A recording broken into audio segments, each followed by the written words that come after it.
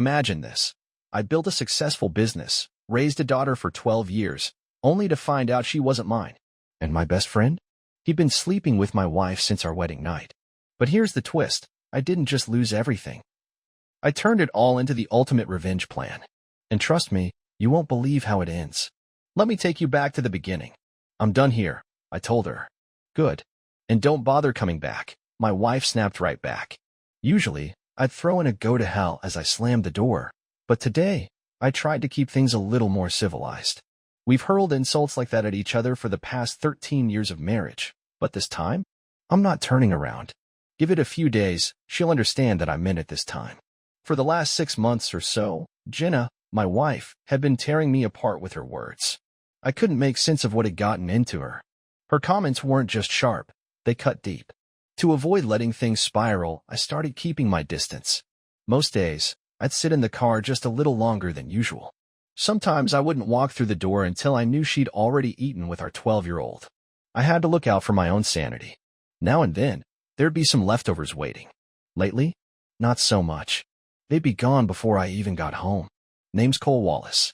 Technically, it's Ethan Cole Wallace, but since my dad's also a David, they went with Cole to avoid confusion. Nope, I'm not a junior, he's Richard Cole Wallace. Why they didn't just go with DJ or Junior, I don't know. I wouldn't have minded either, honestly. But it's always just been Cole or nothing at all. Yeah, I'm Polish. Sort of. More like an American with a heavy side of Polish heritage. You've probably heard all the Polish jokes, so have I. I think I've been the butt of most of them at least once. This town has maybe 10,000 people in it, and outside of my dad, I'm the only Pole I know around here. Technically, I'm only half Polish, the rest is a mix from my mom's side. German, French, Irish, and English. Still, with a last name like Kaminsky, people just label me as the Polish guy. But the woman I married soon to be my ex, she's not who I believed she was. I only started to realize that about a month ago. Like I said, I'd been avoiding her because of the verbal abuse. After a few nights of skipping dinner, I found myself at a diner one Monday evening. Grabbed a booth, ready to order, when I caught part of a conversation from the next booth over. They said something about the Polish wife, and my ears perked up. How long you been messing around with that Polish chick? Since they got married? Hell, I was at their wedding, the other guy answered, and he still doesn't have a clue. I didn't recognize the first voice, but the second, yeah, that one belonged to my best friend, Brian Dalton. I froze in place. My ears were ringing, but I couldn't hear a damn thing until George said, "Yeah, we hook up at least twice a month. Cole doesn't suspect a thing." He laughed. Right then, the waitress came over to take my order. I just whispered, "Sorry. Gotta run," and got the hell out of there. I made sure they didn't see me. My head was spinning. Jenna? With George? My own wife with the guy who stood next to me at my wedding? The same George I've trusted for years, my go-to guy for every car issue. And that's not changing anytime soon, either. I mean, he's not technically on my payroll. He's what I call my exclusive mechanic. I count on him alone to handle all the repairs and inspections. See, I run a used car dealership. Yeah, I'm one of those guys, a used car salesman. I've heard every joke in the book. But the truth is, my business is thriving. People trust me because they know I don't sell junk. And if there's ever an issue with a car, I take care of it personally. George has always been top tier with engines, and I keep him busy, and I pay him well. I once asked him to officially join the staff, but he cracked a joke. He joked that working for me wasn't something he pictured for himself. He laughed when he said it, but something in his eyes made me think he meant it. Still, I brought him on as a contractor, even though he really just worked for me. Truth is, I was the only one paying him, and that little detail? That's going to come back around and bite him. As I left the diner, I just drove around town, trying to make sense of it all. Was George just showing off? Could he have been lying to impress that guy? I considered hiring a private investigator, but if they only met up every now and then, it might not be worth the money. I decided to look through her phone and email first. Back home, Jenna acted like nothing was wrong. Fine by me. I wasn't about to say anything without proof. After she fell asleep, I combed through her email, nothing really suspicious there. Her phone was locked, but I cracked it easily. Used our daughter's birthday as the passcode. I found a couple shady messages, nothing clearly linked to George. His name showing up didn't raise alarms since he's been my friend forever. Maybe he was just running his mouth, I thought. Still, something about her recent attitude made me think otherwise. Maybe George wasn't the guy. Maybe it was someone else entirely. I went to bed, mind racing. It was after 3:41 a.m. before I finally knocked out. Next day at the lot, George dropped his usual Polish jokes. Normally, I'd brush them off, but this time I snapped. George, what do you even know about Poland? You probably couldn't find it on a map even if your life depended on it, I told him. You call Poles dumb, but I'm betting they could point out the U.S. faster than you could. Hell, maybe even our state. Now go to your damn job. George stared at me, stunned. He knew something was off. He's never been the academic type, more of a street-smart kind of guy. He's great with engines but never cared much for books. That's probably why we hit it off in high school. I used to help him with schoolwork just to make sure he graduated. But now, I'm rethinking everything. Even the woman I chose to marry. I went back to my office, closed the door, and started thinking seriously about how to gather proof. Just confronting them outright wouldn't work. They'd deny it, play dumb. I needed something concrete. I called up a private investigator out of Santa Fe and laid everything out. He told me it wouldn't be cheap to track them, especially with how rarely they met. Try putting a tracker on her phone, he said. That way you'll know where she is without all the guesswork. Or, go big and install cameras at the house. But even he admitted that if she was paying attention, she'd probably spot them, no matter how fancy they were. If I were you, he said, I'd go with the phone tracker and hope you catch something. He even recommended an app and told me not to worry about paying him. Consider it free advice, he said. Everything I told you is online anyway. Still, I insisted he get a check. You've given me solid advice, and I appreciate it, I told him. If you're ever in Silver City, come see me at Kaminsky's lot. I don't get out that way much, but if I do, I'll find you, he said, and I could tell he meant it. One of the biggest reasons my business does well is because I treat people like they matter. That's something I learned early on. People just want to feel seen. So, I went with the tracking app. Saved myself the trouble and cost of cameras that Jenna might spot anyway. That night, once the house was quiet and everyone was asleep, I slipped into the room, installed the app, and synced it with my phone. It would run in the background, invisible to her. And for the first time in a while, I slept like a rock. Next morning at the dealership, I kept my eyes on the app. Jenna worked part-time at the university bookstore, usually about 14 to 21 hours a week. She liked to call the money she made there her fun cash, which she mostly blew at the salon. That day, she hit the grocery store and then came home. George, for his part, was home most of the day, but every time she was home, he was out. So at least for that day, it looked like nothing shady had gone down. That evening, I made an effort to be more decent to both Jenna and our daughter. I suggested we grab dinner out. Jenna seemed a little more open than usual. Our daughter acted like a typical teenager, unsure, but I nudged her into saying yes. Dinner went off without a hitch. Nothing fancy, but no tension either. At one point, I casually dropped George's name into the conversation, just to test the waters. Jenna flinched, barely a second passed before she steered the topic in a whole new direction. That little move only cranked up my suspicions. I had to know if George had been telling the truth, or just blowing smoke. I had to find out, one way or another. That night, I didn't check her phone. I held off. Not for lack of trying. Whenever I did take a peek at her recent texts or call history, there was nothing. Either she was deleting everything immediately, or there just wasn't anything there to begin with. As we crawled into bed, I gave her a little nod. Thanks for coming out to dinner with us tonight. She looked over, smiled faintly. Thank you, Kurt. It was a nice surprise. Then she added, with a softer voice, you might get lucky tonight. Been a while, huh? She wasn't wrong. Things between us hadn't exactly been warm lately. After going through her usual nightly routine, face cream, floss, brushing her teeth, Jenna slid into bed beside me. I felt this weird mix of emotions. If she really had been cheating, did I even want to be close to her like that? I made up my mind right then, I wouldn't start anything. I'd let her take the lead. Not until I knew the truth. We did end up being close that night. I'll skip the details, wasn't anything to write home about. But I'll admit, I enjoyed the closeness. Probably more than I should have.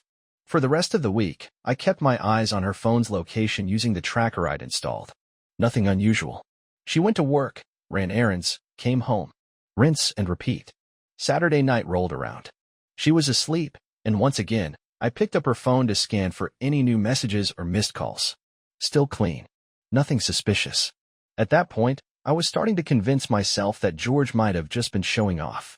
Wouldn't be the first time. Ever since high school, The guys had a habit of talking big when someone was listening. But even if he was lying, my gut wouldn't settle. I kept tossing and turning, my mind refusing to shut off. Around 2 a.m., I gave up on sleep. I laid there staring at the ceiling, my thoughts buzzing. Eventually, I got up and headed downstairs, hoping a drink might help settle my nerves. I poured myself a glass, Jack Daniels with a splash of Coke, sat down, and picked up her phone again. Just one more look, I told myself. Entered the password, our daughter's birthday, and boom, it unlocked. And that's when it hit me. Her birthday. That's when it hit me. Our daughter's birthday was exactly 9 months after our wedding. And suddenly, I wasn't just questioning my wife's loyalty. I was questioning if I was even a father at all. Suddenly, a memory surged forward like a freight train. Jenna's pregnancy had been rough. Scary, even. We were told several times we might lose the baby. There was some kind of conflict with her RH factor. Her body saw the baby as a threat. It attacked her, and the doctors were on edge for months. She spent the last 3 weeks of that pregnancy on strict bed rest. We did everything we could to keep the baby safe.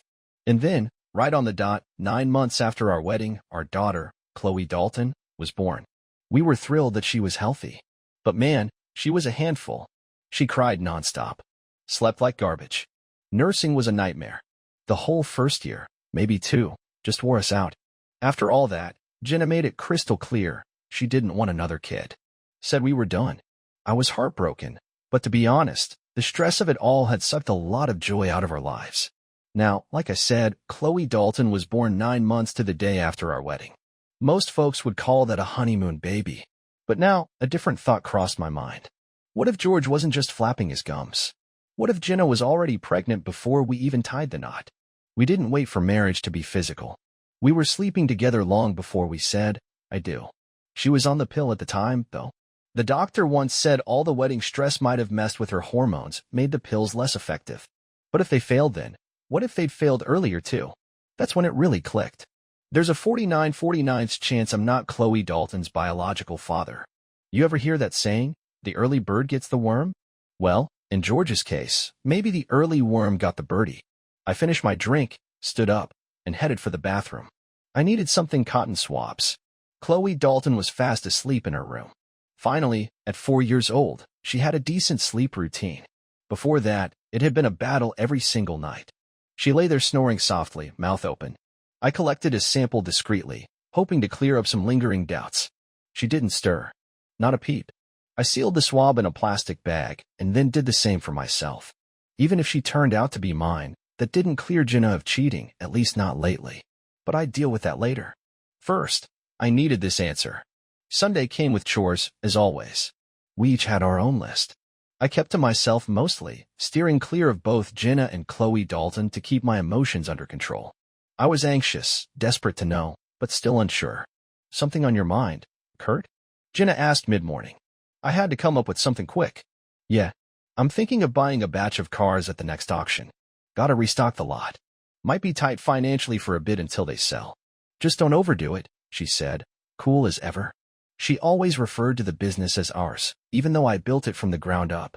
Technically, I'd set it up under a separate entity to protect our personal assets.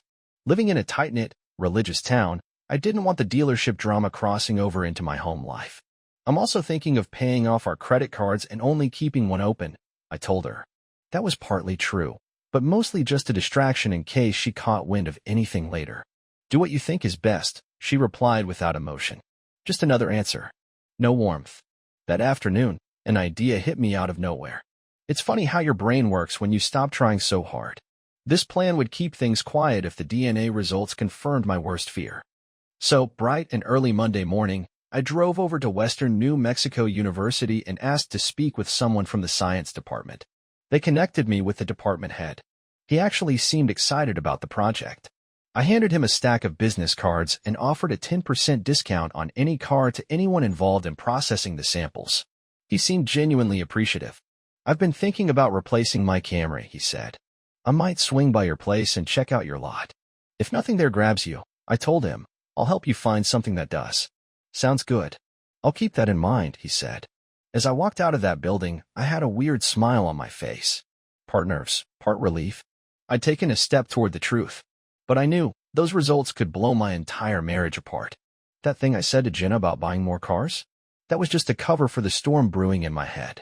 But funny thing is, the idea started to grow on me. Maybe expanding wasn't such a bad idea after all. Back at the dealership, I called in Greg, my accountant, loan officer, and occasional sales guy. We're going to make this work, I told him confidently. But I've got another idea. I want to pay off the mortgage on the house. Can we pull together a lump sum?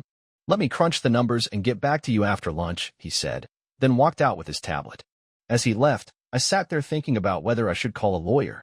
Maybe ask for a referral in family law. But I hesitated. Easy there, I told myself. Let's wait and see what the test says. So far, I still didn't have hard proof of an affair. Greg came back after lunch with a spreadsheet and we went over both plans, the business side and the personal. Then came the waiting. 2 whole days, dragging by like molasses. Every hour felt like a lifetime as I waited for the DNA results that could change everything. Late Wednesday evening, the department head from the university gave me a call. He said the results were in and that he'd stop by to go over them and maybe talk about that car he'd been eyeing. When he showed up at my office, I could tell by the look on his face that the news wasn't good, even before he said a word. The samples aren't related, he told me gently. I just nodded. As much as it stung, I'd been bracing for it. Still, hearing it out loud hit like a truck. He gave me a second to catch my breath, then handed me the envelope with the official results. When I finally looked up, I straightened my face and switched gears. So, about that car you were thinking about? I asked, trying to shift the focus. He chuckled. It might sound like a cliché, but I just turned the big 50. Figured it's time for a sports car. He said he had his eye on a Mazda Miata. I didn't have one on the lot, but I promised I'd search the auction the next day and track down a clean one for him. I'll call you this afternoon with any updates, I told him as I walked him out. He mentioned telling his assistant, Maya, that he might be unreachable, but I knew she'd manage fine. She rarely needed help. After he left, I hopped in my truck and drove aimlessly around the city. Everything looked different now, like the whole place had shifted. I finally made the call to my lawyer, broke the news. He was sympathetic, but told me he'd connect me with someone who handled family law. Later that night, over a greasy burger and a side of fries, I found myself wondering, had I really thrown away 15 years of my life? Not only did I lose my wife, but I didn't even have a child to hold on to from the marriage. Sure, I still felt something for Chloe Dalton, always would, but now I had to face the truth. She wasn't mine, not by blood. I couldn't ignore it anymore. The signs were always there, but now the facts were written in black and white. There was no going back. One thing was crystal clear, George was going to pay. Didn't matter that he'd been my best friend. Hell, with friends like him, who needs enemies? And Jenna? She wasn't getting off easy either. Whether or not she knew Chloe Dalton wasn't mine, she'd hidden it all the same. There was betrayal from someone I trusted deeply on the most important day of our lives. And not just once. Based on what I overheard, she was still hooking up with him twice a month. The betrayal burned deep. I felt this rage bubble up inside me, and I knew I had to step away before I did something I'd regret. I should have called her and let her know I wouldn't be home. Just common courtesy. But going home? That wasn't happening. I was scared of what I might say or worse, do. So I called. She picked up. Hello, Cole. Hey, I said, my voice flat. I'm gonna stay in Albuquerque tonight. Got an early auction in the morning. Well, okay then. Drive safe. It wasn't unusual for me to hit up auctions, but Albuquerque was out of the ordinary. I couldn't help but wonder, would she take advantage of my absence? If so, how would she explain it to Chloe Dalton? Or my folks, if they found out? Still, I kept checking her phone tracker throughout the night. She stayed put. Or at least, her phone did. My plan was to buy around 20 cars, including that Miata, and have them hauled back to the lot after the sale. The real issue? Who could I trust to inspect them? George was out. No way I'd keep him in my circle after this. He didn't know it yet, but our business relationship was over the moment he finished his current repairs. He'd probably see a big haul like this as a payday and try to jack up his rates. But that wasn't gonna happen. I kept everything quiet for now. Instead, I planned to talk with a few folks at the auction to find a reliable mechanic in the area who could inspect the cars before they shipped out to my small-town lot. I rolled into Albuquerque around 9 a.m. and checked into a Best Western. Nothing fancy, but it was clean and had a comfortable bed. I don't need much, just the basics. No need to burn through company money on a luxury suite. I've always been a practical guy. First thing I did after dropping my bag? Pulled up the tracker.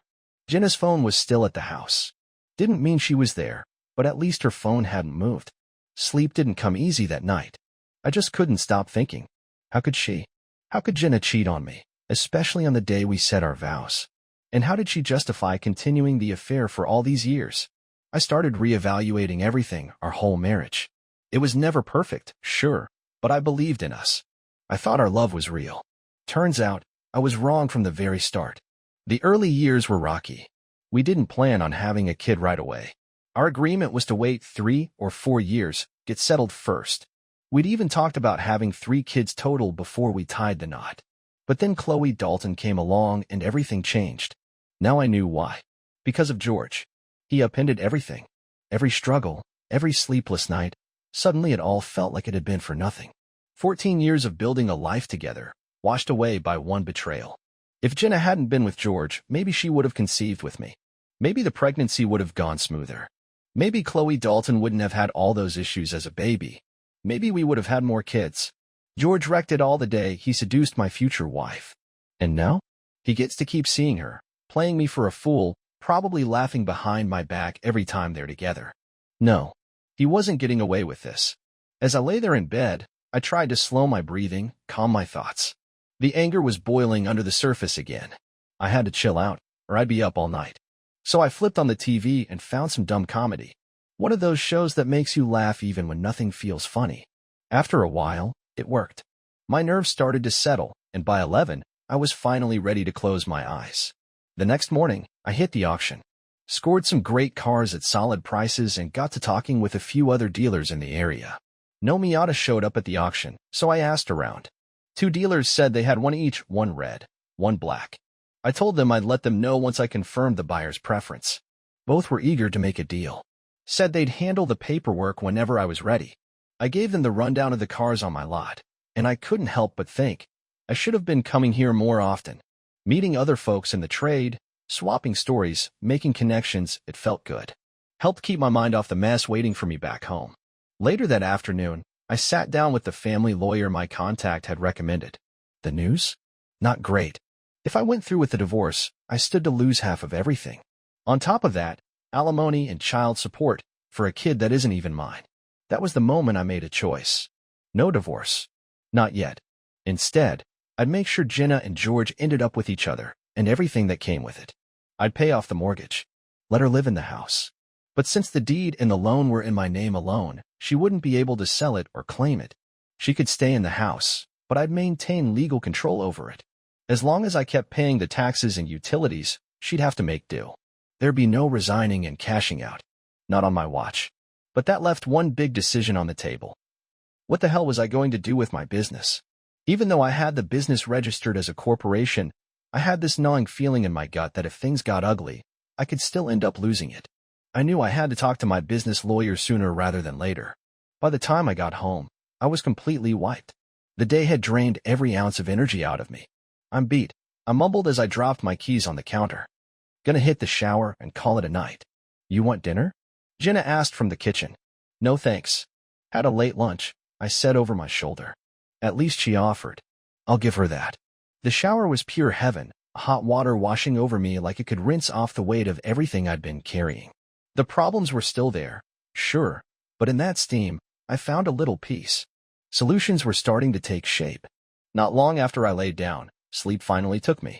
After everything I'd been through, having a plan in place gave me just enough relief to rest easy for the first time in days. Next morning, I was up early, feeling surprisingly refreshed. I made it to the office before Jenna or Chloe Dalton even stirred. With spreadsheets open and numbers staring back at me, I started piecing together my next moves. I told Greg about the 22 vehicles I'd picked up at the auction. Then I pulled Maya aside and told her not to assign any more work to George. I emphasized it had to stay quiet. She gave me a look. You're the boss, she said with a shrug. Thanks, Maya. You're the backbone around here, and don't think I don't know it, I said. She smiled at that. At 9 sharp, I called my business lawyer. Told him what was going on. Well, he said, the business is protected as a corporation, technically. But if it comes to court, she could still argue for a forced sale or half the value. He paused. If you want to be safe, consider selling the company preemptively. I can't do that, I shot back. This place is my life. All right, he said calmly. Let me think it over. I'll get back to you before the week's out. That call hit hard. I had built this business from the ground up. It felt like raising a second child, only this one actually depended on me and returned the investment. Unlike Chloe Dalton, I thought bitterly. That thought alone nearly lit my anger again. But I pulled back. As a businessman, I'd learned to compartmentalize. There was a time and place for emotion. Right now, I had work to do. I called Trevor. He was the one interested in the Miata. Trevor, it's Cole Wallace. Got that info on the red and black tomatoes you wanted. Still interested, he said. If the price is right. Got a favorite? I'll show you both, I told him. We'll figure out the price after. If you don't bite, I'll move it. Easy. Which one do you like better? Red's flashy, but fades fast. Black looks sleek, but it's a heat magnet around here. Planning to garage it? Yep. Red it is then. When can we meet? Monday or Tuesday? Perfect. Call me when you're on your way. After hanging up, I called the dealer with the red Miata to work out a swap. He liked the look of the BMW I had gathering dust on my lot. Figured it would sell better in the city. Meanwhile, George showed up, still working on a backlog of repairs. As an independent contractor, he could come and go as he pleased. The timing wasn't lost on me. He must have overheard my sales guys chatting about the new fleet arriving soon. Hey, Cole, he said. When are those cars from the auction coming in? Just want to plan my repairs. I kept it short. Auction house is handling delivery. Could be late next week. Maybe early the week after. He nodded and left. I smiled bitterly to myself. He had no idea what was coming. That weekend, I kept my distance from Jenna. I buried myself in yard work, errands, anything that kept me out of the house. I didn't even bother checking her phone tracker anymore. Didn't care. My contempt had taken over. Raising another man's child under the illusion of fatherhood, it was beyond betrayal. Monday rolled around, and I made the trip to Albuquerque to finalize the deal. I traded the BMW for the Miata and let Maya know I'd be out for the day. Got it, boss, she said without skipping a beat. Always dependable. Lunch with the dealer was actually enjoyable. We hit it off pretty well. That little bit of human connection helped distract me from everything else. Driving back in that cherry red Miata, wind in my face, I felt something I hadn't in a while, freedom. Then I got an idea. Screw it, I thought. Let's go big. Why not grab the black one too? I didn't need more than a two-seater now, did I? Back home, I rolled into the driveway in that bright red sports car. Jenna peeked out the window, said something to Chloe Dalton, and they both stepped outside. Jenna crossed her arms. Why do you even need this car, honey? We need something with a back seat for Chloe Dalton. Her voice was laced with that familiar, patronizing tone. Just picked it up for a client. Figured you might want to go for a ride, I offered. Oh no, honey, she said with that fake little smile. I'm not a fan of tiny cars. I turned to Chloe Dalton. You want to take a spin with your old man? No thanks, Dad, she said with a groan. I get teased enough already for having a Polish used car salesman as a dad. That one hit me like a punch in the gut. She turned on her heel and walked away. I glanced at Jenna, nothing. No correction. No motherly scolding. Just indifference. Both of them had crossed a line, and I realized something else. Whatever love I thought I had in that house was slipping away fast. I'm going for another drive, I said flatly, sliding behind the wheel and backing out. I drove around Silver City for a good while, burning off the frustration. By the time I got home around 9:45, I was calmer, but not by much. I showered and collapsed onto the bed. I hadn't been there long before Jenna barged in, flipping on the lights. Oh, come on, she said, shining her phone light in my eyes. Are you seriously pouting because we didn't fawn over your little red car? She scoffed. Aren't you going to spend time with your family? You're not just Polish, you're childish. Something in me snapped. Her tone, her words, it all had George written all over it. He was rubbing off on her. And worse, it was starting to show in Chloe Dalton too. But Chloe Dalton, she wasn't even mine. I stared up at the ceiling and finally said, well, it seems like you and your daughter don't want a Pole in this house. Maybe it's time I stopped being around. She rolled her eyes, but I saw the flicker. I'd hit a nerve. From that night on, the temperature in our house dropped to freezing. Cold shoulders, silent meals. Just the occasional nod when absolutely necessary. The next day, Trevor swung by to check out the Miata. His face lit up the second he saw it. After we ran the numbers, he was thrilled to find out he was getting it for $4,000 less than Kelly Blue Book. A hell of a deal. As we wrapped up the paperwork, he mentioned something interesting. My best friend handles purchasing for the university. We rotate about 15 cars every 2 years. It's not much, but maybe give him a call. Absolutely, I said. Always happy to take care of good folks, and I'll make sure he gets treated right. I'll have Marcus reach out to you by the end of the week, Trevor added. Thanks again, I said, shaking his hand. This was how I grew the business, through trust, through referrals, through treating people right. The opposite of what I was getting at home. Then, on Wednesday, my lawyer called. Hey, Cole, I think I've got a solution to that business problem you're facing. Can you swing by this afternoon to talk it over? My lawyer asked. Absolutely, I said. Can't wait to get this thing moving. Home life had grown unbearable. Every minute in that house felt like walking on glass. So when I sat down with my lawyer later that day and he laid out the plan, I finally felt a sense of hope. It'd take a couple of weeks to put everything in place, but if it worked, it'd be worth every second. Over the next 2 weeks, I started quietly moving my things out of the house, little by little. My tools, some clothes, a few personal keepsakes. All of it found its way to a small apartment I'd rented nearby. I did it all while Jenna and Chloe Dalton were out or distracted. On the weekends, I'd do yard work and clean out my closet while they were gone. Jenna handled laundry during the week, so she never noticed my closet getting emptier. Then came that Monday night, the night I told her I was leaving. Like clockwork, she hit me with the same garbage. The insults, the digs about being Polish, and about me being a used car salesman. It was always the same tired playbook. Back in the day, I'd leave for a night or two, stay at a motel, cool off. But this time, it was different. This wasn't just anger. It was finality. That Tuesday morning, I got to the lot early. We had our usual staff meeting, so no one suspected anything out of the ordinary. I gathered the team in the conference room. Morning, everyone, I began. As you know, the cars I bought a couple of weeks back were delivered yesterday afternoon. They've all been inspected and prepped. We're ready to sell. I looked around the room. Also, we won't be using George anymore. If he asks, just tell him we're heading in a different direction. They all looked confused, but nobody spoke up. I took a deep breath. You've all been incredible. You're like family to me. So this is tough to say, but here it is. I paused, wiping the corner of my eye. I've sold the business. That one hit like a hammer. You could feel the air change in the room. But nothing's changing with your jobs, I reassured them. Except for one thing. Maya will be taking on some of my duties, and with that, she's getting a well-earned raise. A few people clapped, and soon the whole room was congratulating her. Maya looked surprised, but you could see how much it meant to her. Maya, I added, can you meet me after this? We've got a few things to go over. After the meeting, I pulled her aside. I'll still be around, I said, advising here and there, maybe even selling a car now and then.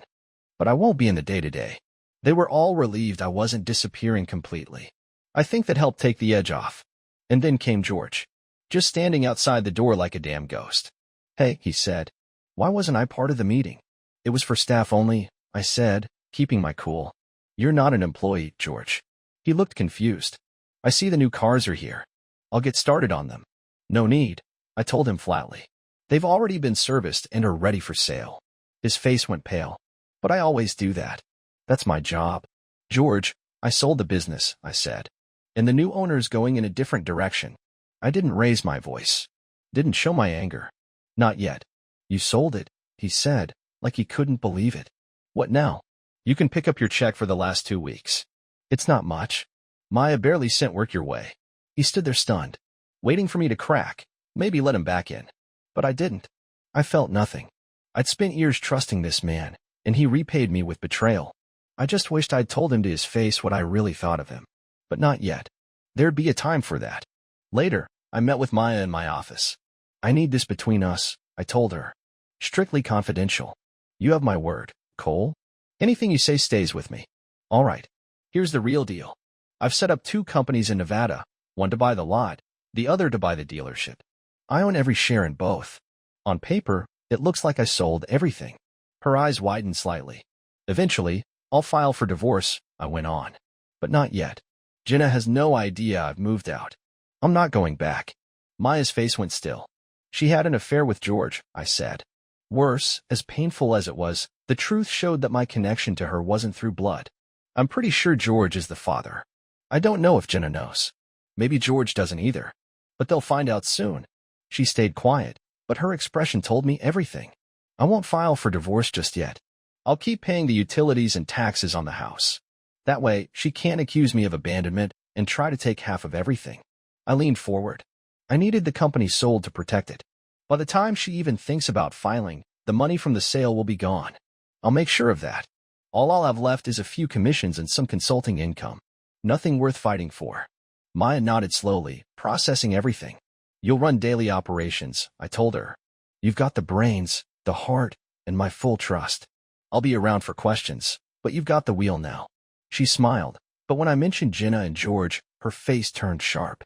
Maya was someone I respected deeply. She didn't just work hard, she had integrity. One last thing, I said. Before I go, I need a new sign and letterhead. We're changing the name of the business. She tilted her head. To what? Helpless Car. She squinted. Helpless? I'll explain it one day. Just know, for now, it says everything that needs saying. She gave a slow nod. She didn't fully get it, but she trusted me. With that, I said my goodbyes, got into my Audi, and drove out of town. I headed straight for Albuquerque, radio low, mind racing. 2 hours later, my phone rang. Jenna. I didn't expect it this soon. But this was the pattern. I'd disappear for a couple days, she'd call. We'd talk. I'd come back. Things would be calm for a bit, until the next blow-up. Rinse, repeat. Still, I was curious. So I picked up. Hello, I said through the speaker. Cole, what's going on? She asked, sounding unsure. Not much. Driving to Albuquerque. What for? To pick up a car. There was a pause. So I guess what I heard is true. She was fishing. What did you hear? George called, she said carefully. Said you sold the business. I couldn't help myself. Why would he call you? She hesitated. He's your best friend. He thought I should know. Best friend. What a joke. To him, I was always just the dumb pole. The used car guy who didn't even know what was happening in his own house. Well, I said, now you won't have to be embarrassed anymore. No more shame of being married to a used car salesman. She tried to backpedal. Shouldn't we have talked about this first? I mean, it affects both of us. This was my company, I said. Started it before we ever got married. I can sell it if I damn well please. She softened. Did you at least get a good price? And that was all she cared about. Not what it meant. Not why I did it. Just the money. She started fretting about her lifestyle, how she was going to keep up with bills and expenses. Honestly, I didn't care. I was already gone in my head long before I left that house. I'll look for work, I said, after I take a little time to decompress. What about the mortgage? She asked, her voice climbing toward panic. I used the money to pay off the house, I told her flatly. All you need to worry about now are the utilities and property taxes. Her voice cracked. What about food, gas, insurance? She was on the edge. Guess I didn't think about those, I replied. Maybe you could pick up more hours? And then came the big one. When are you coming home? I took a breath. This was the moment everything changed. I'm not, I said calmly, like I was stating the weather. She went quiet. And then, you remember what you said when you walked out that night? I do. You said you'd help cover the bills so we wouldn't lose power. Yeah, I said, and I meant it. But that doesn't mean I'm coming back. You can't do this, Cole, she whispered. No, I said. I really can. Cole, please, she begged, starting to cry. My mind's made up. What about your daughter? She said, trying to hit the emotional switch. You mean Chloe Dalton? I asked. The one who's embarrassed by her last name and ashamed her dad's a used car salesman? She's just 12, she said quickly. You can't take that to heart. Well, I replied, doesn't matter anymore. I won't be back. So now you and her can go through life without being embarrassed of me. And with that, I hung up. I turned the phone off. Let her sit with it. I knew the calls would come, and they did, over and over. But I didn't answer. I wasn't ready to hear more guilt trips, more manipulation, more lies. Eventually, I let the tension from the call fade. The road stretched out in front of me, and I tried to enjoy it. Albuquerque wasn't far. I figured she'd be on the phone with George soon anyway, trying to piece together where I'd gone and what I was doing. When I got into town, I switched my phone back on, 5 voicemails. 3 from Jenna, 1 from George, and 1 from Maya. I called Maya right away. Hey Maya. Sorry, had the phone off. Trying to dodge a few people. I figured, she said. Your wife and George both called me. They wanted to know where you were. What did you tell them? I told them you don't own this place anymore, and that you're not coming back. I laughed. Perfect. If they keep pestering you, tell them you'll call the cops for phone harassment. She laughed too. I like that. And Cole, look, I know you're feeling like you've lost your family or your friends, but you haven't. We're your family. We always will be. That one hit me right in the chest. Thanks, Maya, I said. You always know just what to say. Your husband's a lucky man. Trust me, she said, he knows. And I never take that for granted. Good, I replied. Neither will I. After we hung up, I thought about calling Jenna or that idiot George. Then I thought, nah, let them sweat. I stepped out of the Audi and into the office of a small dealership. The owner had been expecting me. I've got that Audi I mentioned, I said. Still interested in a swap? Let's see it, he said, walking around it, checking the body, the interior, even popped the hood. This thing's pristine, he said. I could sell it in a week. You sure about the trade? He asked. Feels like I'm getting the better deal here. You can return the favor sometime, I said. I'm not in this to make a buck. I just want the sports car. 30 minutes later, I was back on the road, top down, sun on my face. Where to? I asked myself. North felt right. So I turned toward Santa Fe. That 2-week trip turned into a full-blown road journey. Northern New Mexico, Arizona, southern Utah, Colorado. I stuck close just in case Maya needed me. Checked in now and then. Once I knew things were running smooth, I headed west. The calls didn't stop. At first, Jenna left angry messages. Then sad ones. Then bitter ones. Eventually, George called. Said I was a coward for leaving Jenna and Chloe Dalton. I laughed so hard I nearly had to pull over. Then my lawyer messaged me. Jenna had threatened legal action. I called him back. Cole speaking. Yeah, he said. She's making noise about abandonment, trying to get at your assets. I've got something better, I told him. A recording. When I left, she told me not to come back. Said it loud and clear. Send it to me, he said. If she pushes, I'll send it straight to her lawyer. Appreciate it. I'll check in next week. For the next 3 months, I roamed the Southwest like a free man. The Miata wasn't built for comfort, but it made up for it in pure fun. I turned heads everywhere I went. Got the occasional wink or wave from women who looked like they'd been waiting for adventure a little too long. But I wasn't looking for that. Still married, technically, and not ready to dip my toes back into anything. I hit Reno, then Lake Tahoe. Took the coast down through Napa. Zigzagged Highway 1 like it was my own personal racetrack. Saw Yosemite, Death Valley, San Diego, Vegas, Phoenix. I took my time. Had conversations in diners, parking lots, gas stations. People envied me. A guy in his 30s, just hitting the road like that? Yeah, it looked good on paper. 8,000 miles later, I finally pointed the car back towards Silver City. When I rolled into the lot at Helpless Auto, the whole crew came out to greet me. Even a few new faces. Smiles, handshakes, backslaps. Then I stepped into Maya's office, my old office. She looked up. I was lighting up the second she saw me. She got up, came around the desk, and gave me a hug that said everything without words. After we talked a bit, I asked her, you think I could treat everyone to food and drinks over at Wrangler's? Can we shut down by 5? It's already 3, she said. I know. Can you swing it? Absolutely, she said. I'll make sure everyone's there. I gave the team the news, left them all buzzing. That was the spirit I wanted to bring back. After that, I swung by to see my lawyer. During my trip, Jenna had tried to pull a fast one, claiming abandonment, trying to grab whatever she could. But he shut it down hard. We talked about what came next. By 5, I was sitting with my crew at Wrangler's. We had a hell of a dinner. Shared stories. Laughed. Caught up on each other's lives. As the night wound down, the group thinned out until it was just me and Maya. She looked over at me with something between kindness and conviction. You know, Cole, she said, you might feel powerless. Like you were blind or lost. But that's not what happened. You just put your trust in the wrong people. I looked at her. Really looked. So you figured it out? I asked. Yes, she said quietly. It took me a while. But after what you said, that the name of the new business tells the story, it stuck with me. And then it clicked. You may be Polish, but you're not helpless. Those jokes? They're lies. They diminish who you are, what you stand for. I swallowed hard. Thank you, Maya, I said. You're the reason I came back.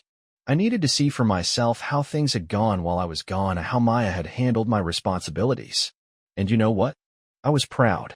She didn't just fill my shoes, she carved her own path. You had a pretty good minner, she said, smiling. Yeah, well, you surpassed the teacher, I told her, and we hugged before she left to meet up with her husband, who looked genuinely happy to see her. I headed back to my apartment, the one I hadn't set foot in for over 3 months. The air inside was stale, like time had stopped while I was out chasing something I couldn't name. I opened all the windows and let the cool evening breeze sweep through the rooms. Then I grabbed a cold beer and stepped out onto the terrace that overlooked the pool. A few people were swimming, and a family was laughing nearby. It was peaceful, but my mind drifted. Jenna and I once had dreams, big ones, when we got married. Now those dreams were dust, just scattered pieces of what could have been. I looked at the clock on the wall. 9:05. Something clicked in my gut. It was time. I grabbed the keys to the Miata and hit the road. Destination, home. Technically still my house. I bought it before we were married, and my name was the only one on the deed. As I pulled into the driveway, disappointment hit me hard. The lawn was a mess. Weeds growing wild, porch lights flickering like they were too tired to stay on. Clearly, the house had been neglected. I knocked on the door. After a second, it cracked open. Carrie answered, eyes wide. Dad? Hey, Carrie. Your mom home? She stammered. Mom.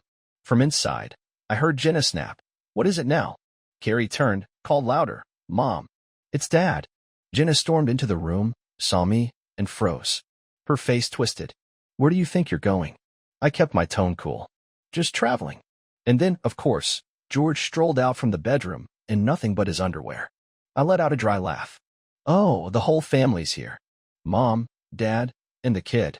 Jenna's eyes narrowed. What are you talking about? I nodded at George. Looks like he stepped into the role I left behind. Makes sense, though.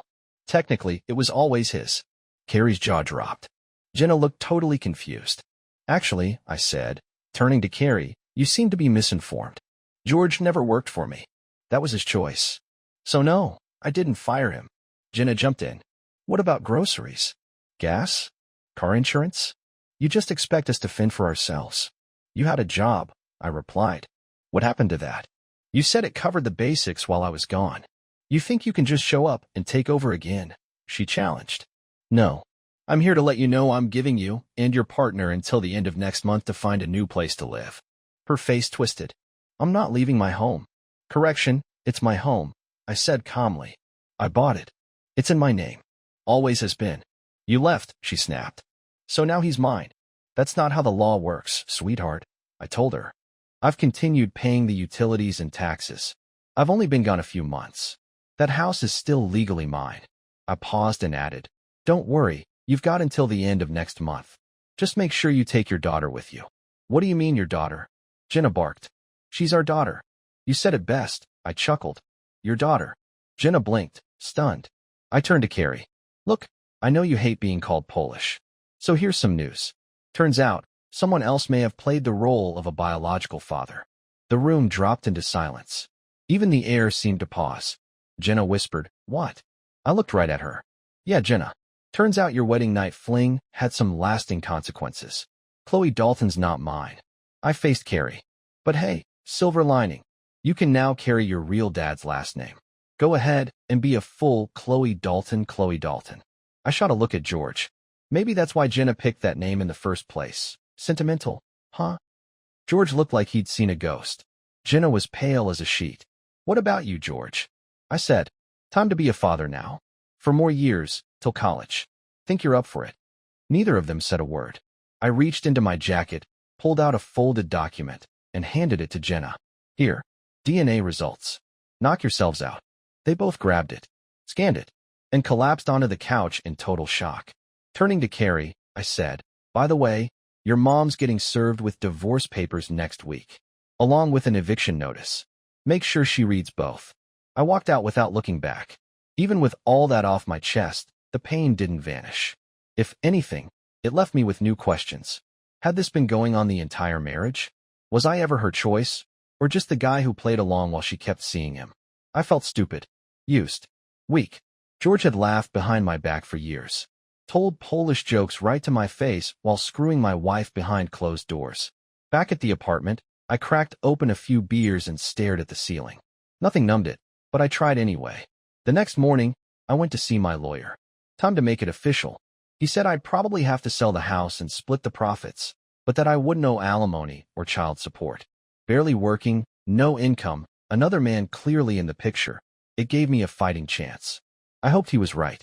The betrayal cut deep, deeper than I'd expected. And now, trusting anyone again? That would be its own mountain to climb. Maybe therapy wouldn't be such a bad idea after all. As the divorce process kicked off, I returned to the dealership. Let everyone know I was back, but not as the boss. Just a part-time seller. All I needed was one car sold a week to keep the lights on. And I meant that, one. No more, no less. When the court finally demanded I pay child support, I made sure my accounts were nearly empty. Left just enough to survive. Let them try to squeeze blood from a stone. Jenna had hired a lawyer, God knows how. Maybe someone working pro bono. Either way, they were in for a rude awakening.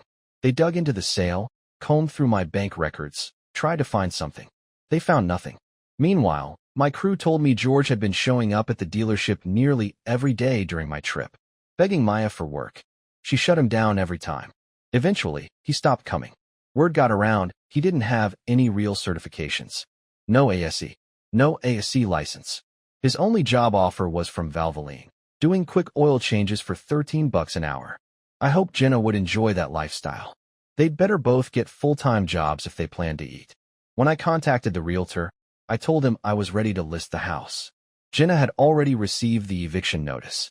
She needed to vacate before we could close. Then, one evening, there was a knock at my apartment door. It was Jenna. Reluctantly, I opened it. "What do you want, Jenna?" "Can we talk?" she asked, her voice softer than I'd expected. "I don't know if that's a good idea," I said. "We're in the middle of a legal battle." "Come on, Cole," she said. "Just us. No lawyers. Can we just talk like adults?" she asked, almost pleading. I nodded slowly. "All right, but let's go to Denny's." I needed witnesses, somewhere public. Truth is, I didn't trust her enough to be alone in a room anymore. We grabbed a booth in the back. After the usual small talk, I went straight for it. "Why, Jenna?" She paused, looking down at her coffee cup like it had the answer. "The simple version," she said. "I like both of you." I couldn't choose. "You were seeing both of us at the same time?" She nodded, barely meeting my eyes. "Yes. George told me not to tell you. He said it would ruin your friendship with him." I shook my head. "Then why did you say yes when I proposed?" "I loved you," she said quickly. "And George. But I knew George wouldn't make a good husband. He wasn't built for that. When you proposed, we ended it. I focused on us and planning the wedding. But on our wedding day, you slept with him?" Tears filled her eyes, and her voice cracked. "Yes. Everything was messy. I didn't know how to let go." "Then what was it?" I asked again. "Just selfishness? You didn't want to lose him." "I didn't," she whispered. "And he didn't want to lose me." "Well," I said flatly, "congrats. You've got each other now. And your child." I gave a slight smirk. "And, hey, great job with the name. Took me a while on the road, but it finally hit me, Carrie Chloe Dalton. Clever." She looked stunned. "I didn't know she wasn't yours." "I know," I said, calm now. "But she's not." Jenna took a deep breath and looked at me. "Cole, I still love you." I stared at her for a long moment. "That's nice to hear, Jenna. But I don't think you understand what love really means." "I loved you more than anything," she shot back. "And clearly, you can't say the same." "I did love you," I said. "But now? Now I feel nothing but contempt." That was it. The line had been drawn, final and firm. She saw it in my eyes. There would never be an us again. Before she could go, I had one more thing to ask. "Did you ever stop?" She hesitated, then nodded slowly. "We had some quiet stretches, but no, we never stopped. We met up about twice a month, give or take." I sighed. That was the answer I expected, but part of me still hoped for something else. "One more thing," I said. "About a year ago, something in you shifted. What triggered that?" Her cheeks flushed. Her lips pressed tight. "George," she said, anger creeping in, started pushing for something more. A group thing. Without you." My eyebrows lifted. "A bacchanalia?" "I might have considered it if you were involved," she said. "But you wouldn't have gone for it." He knew it. "And his pushing, it started making me resent you, even though you hadn't done anything wrong. It was twisted. I thought, maybe I could have both of you." "Did you go through with it?" "No," she said, shaking her head. "I thought about it. But then you left. Everything crumbled." "Well," I said, standing up, "now you're free to pursue whatever wild fantasy you've got in mind." Your choices are no longer mine to worry about. I paid the bill. We left in silence, headed to our cars. For months later, we stood in front of a judge and made it official. Divorced. George showed up, sitting in the back of the courtroom like he wasn't part of the wreckage. No one asked him to speak. As we walked out, Jenna turned to me. Maybe we grab a drink sometime. Just the old-fashioned way. I smiled faintly. Sure. Not because I wanted to. Just because I was finally free of it all. That moment marked the end. No more entanglements. No more illusions. They had each other now, and they could sink together in the mess they made. Let them. Jenna would have to adjust to living on less, learning how to survive without the safety net I used to provide. And me? Maybe I still held a little resentment.